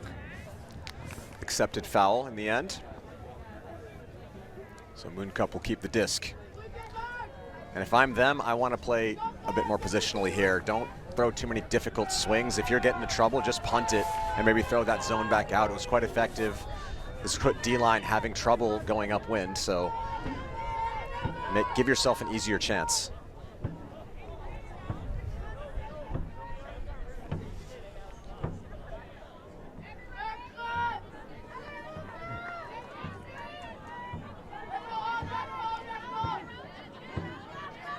Belper making moves at the sideline, but it's just the squeeze through to Maxon. Now Harris has Legala, same third action, but that throw will reach all the way across, and it's a layout goal for Carmen Legala to bring Mooncup to 9.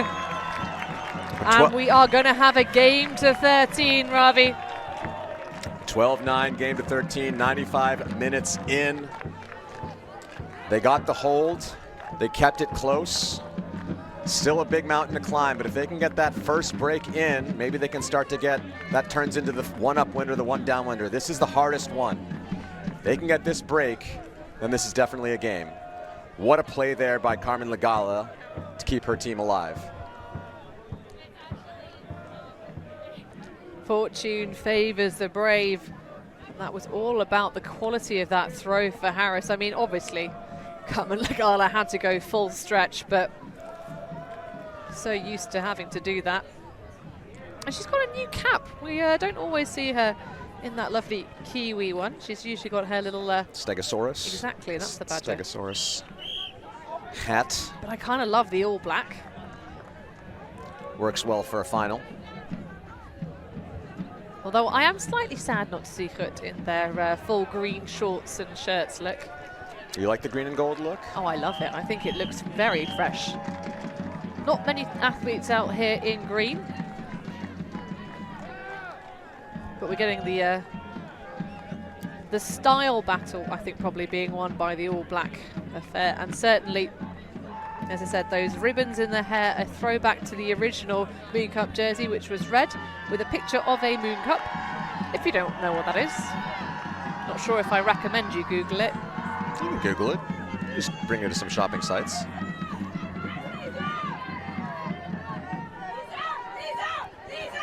Leininger looking a little lost for options. This is fantastic pressure defense, and she's just going to launch it downfield. Now, what an opportunity we have as the wind fades in our women's final. Pressure defense is correct, Hannah. That was all about reset and shutting down reset after reset and forcing that throw. Team defensive effort there. Well, no flow found. And can Mooncup collect this break?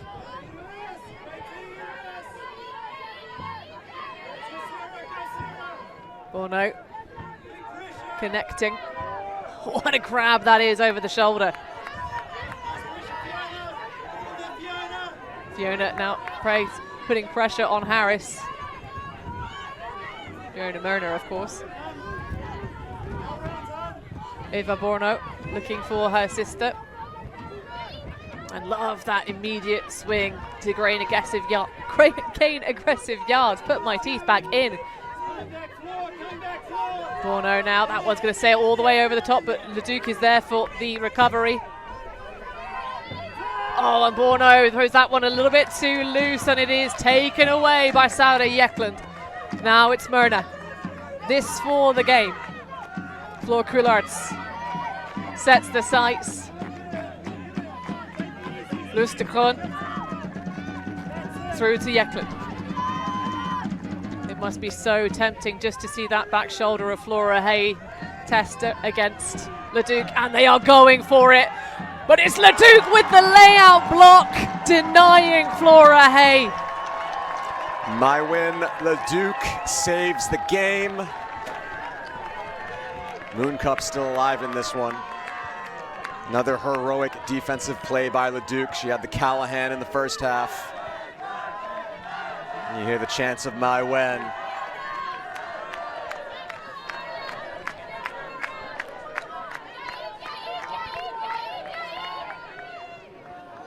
Great grab underneath from De Hasp. Looking for Bourneau now, just coming to shoot it upfield, has Harris. Lagala, of course, the person you want shooting against the breeze in this point.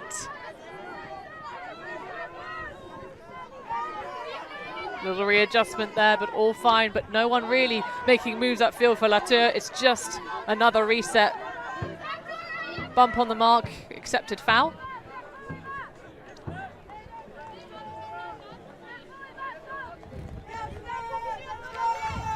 This with the defensive break and trying to put as much pressure on Grut as possible. Leininger threatens, but De Hasp with the inside throw. Harris clings on.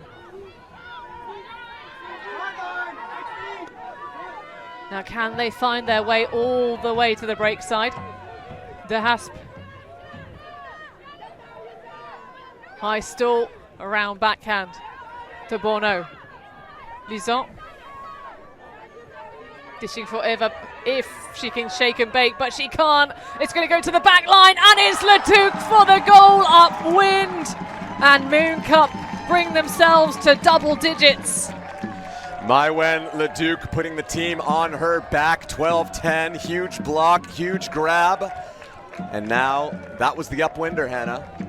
If they can turn that into the double and put Grut on their back foot. We're very close to universe point. Well, the wind definitely dropped in that point. It was more about just the oppressive person defense that Grut were able to apply. Massive credit has to be given to Sarah Yeklin taking on Eva Bourneau and pretty much nullifying her in crucial moments of the stall. But this is now looking like it could be somewhat of a power line, Ravi. Yeah, Leshnik seems to be crossing over. I don't know how many other D-line athletes would do it, but perhaps. I do see Dam as well. Yep. Fiona Myrna, Floor Coularts, Jana Janssen, Elisa Bos. I think it's the first time she's taken the field since she had that knock earlier in the game. At least haven't noticed her as much since then. No, I think you could be well right, because we wouldn't have not said her name. She's such a core part of the handling set for Grut. So great to see her taking back to the field a set of truly fresh legs. And on the other side, we got Leduc. She's going to be playing the rest of this game. Lagala will be playing every point. The Bourneau sisters out again. I think Julia Harris is taking a break. I don't see her out there. Well, Hawa Diop, I believe, is wearing a Korshaka's shirt. And Sarah Rahali in the number 47. Janssen could find herself pinned in that corner. Releases a little bit of air. Lola dishing for Jana Janssen. And again, those flurry of fakes. Myrna now has Lola Dam streaking towards the deep space. Floor Coularts, though, underneath it supporting. And is that the most casual signal of a goal to win a gold medal you've ever seen? It looked in to me, Hannah. But I think it could have been close to the line, but the sideline like it. And that will be the gold medal for Grut in their debut season. What a final that was. They put the work in the first half, and Coularts cool and clutching another gold at the end of an EUCF. Ravi, wow. Yaor, great stuff from the Grut women, taking that victory 13-10. Great fight from Mooncup, going down 6-1, but still believing in themselves, clawing the way back gradually by bit, but I think the deeper squad won out today. The well-rested beat the well-tested. Perhaps if Mooncup hadn't had such such difficult games going into this one, they would have had a better shot to get it. But right now, the women from Amsterdam taking a gold for the first time in the women's division. What a historic moment. We still see the Mooncatchers boys getting out there and singing for their women's team, because this is also a historic moment for them, Hannah. This is their second year playing at the European level. Made it 5th place last time, got only 7th place in the UCS ranking, and clawed their way to the final, getting over Jinx, getting over Yaka along the way, and putting up a great show here in the EUCF final. That little bit of extra stardust for Grut. They have so much experience across their roster at this European Championship gold medal level. I mean, that was just such an interesting way to finish it. Lola Dam, I think, was the one that tempted that deep shot, but Floor Coularts just says, you know what, no, I'm already inbounds. I don't need to do anything extra. No more work required. Oh, actually, yeah, she's well in on that replay. Wow, what a performance. That is also has to be tipped our hats to Mooncup for denying Grut an absolutely perfect scoreline in terms of taking every single game to 15. They may have had a slightly easier championship bracket route. Of course, Troubles had that very difficult crossover game to get into the quarterfinals in the first place. A couple of injuries, a couple of people missing. So that 15-1 loss, not representative of their strength throughout the season. But for me, the biggest thing is the building of the program from that spring tour to now. Mooncup have not brought their same set that you have at EUCF at any point during the season. They struggle with flow and those stars really rising to the fore. But let's take a look at that number 11 shirt and exactly what she did over the course of this game. Yeah, Floor Coularts had a great season so far and showed it in this match. Here we see the huck go up to Flora Hay.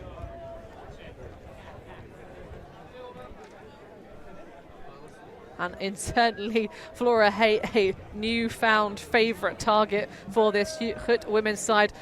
But Floor Coularts doing what she does best. That was the point where she came on for the injury sub, if I recall correctly, earlier on, and of course doing it in style. What a credited performance for Grut. They were fantastic, but Mooncup definitely to be respected at any championship in the future. Maybe they can go home and work on some of their finer connections, but Mayon Leduc, very impressive indeed, especially have to remember that Callahan moment. But that will wrap us up for our final here in Oostende. It's been a great 3 days, and let's have a look at some of the numbers.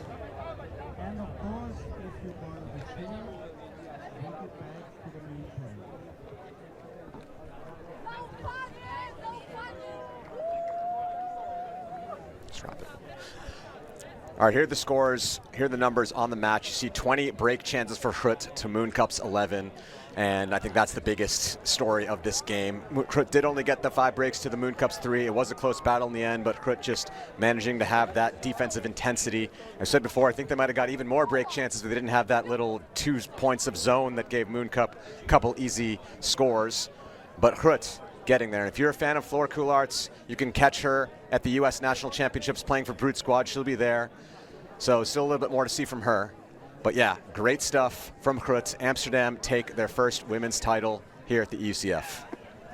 Well, that will be the final jewel in the crown for the European Ultimate Club Championship, Ultimate Championship finals here in Oostende. We're going to go back to the fields and enjoy this wonderful sunshiny Sunday evening. Thank you so much to all of our hard-working camera ops during the course of this tournament. We've had a little bit of everything weather-wise. Rionak Hurley on cam 2 for this game. Of course, Stefan Rapazzo pointing at all the people behind him. We have had Emma Whitaker working on gimbal, doing an absolutely fantastic job in her cleats. Billy Retton.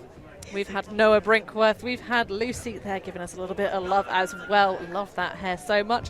Felix Shardlow, of course, Mr. Man on cam 1, organising this motley crew. Lou Burgess in the background. Nick Ho on the drone, giving us those views, and Ships, of course, running the desk like a pro, and Ari returning to the fold as well. Have I missed anyone, Ravi, on our production crew? They are a wonderful staff. But either way, for myself, Hannah Pendlebury, for Ravi Vasudevan, Lorcan Murray, Liam Grant, and the one and only shot for goal, Steph Rapazzo and Lolo and Vez as well. It's been a pleasure to bring you all of this wonderful coverage. Thank you so much to the EUF, the LOC, all of our incredible volunteers. It's been a great season. We'll see you in 2025.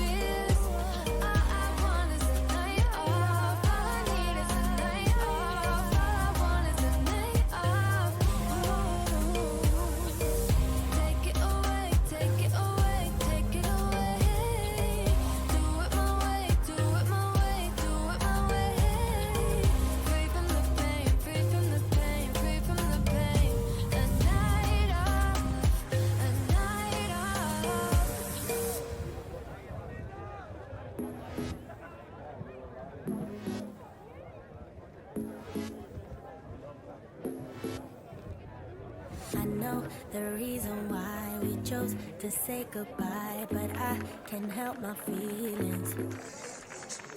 Right now, I can't deny you never left my mind, and now my heart is bleeding. Why did I have to break it up? Guess I was just a young girl living in a dream world. I thought that I'd be better off, but now I pay the price I do. I don't know how to forget you. I can't forget you. You're always on my mind. I do the things that I should do, so I can't forget, but you're always on my mind. Thought you'd be gone by tomorrow, but you're still there tomorrow, and the next day, the next day. I wish I wouldn't remember how you make me feel better in the best ways, the best ways. When I lay down at night, I miss you by my side, telling me about your secrets. I dream and fantasize that I come by your house, telling you about my regrets. Why did I have to break it up? Guess I was way too shallow, my mind was way too narrow. I thought that I'd be better off, but now I pay the price I do. I don't know how to forget you. I can't forget you. You're always on my mind. I do the things that I should do, so I can't forget, but you're always on my mind. Thought you'd be gone by tomorrow, but you're still there tomorrow, and the next day, the next day. I wish I wouldn't remember how you make me feel better in the best ways, the best ways. I know why we say goodbye, but can we turn that bye into hello? I know how to love you now. No matter what I do, I can't let go. I don't know how to forget you. I can't forget you. You're always on my mind. I do the things that I should do, so I can't forget, but you're always on my mind. Thought you'd be gone by tomorrow, but you're still there tomorrow, and the next day, the next day. I wish I wouldn't remember how you make me feel better in the best ways, the best ways.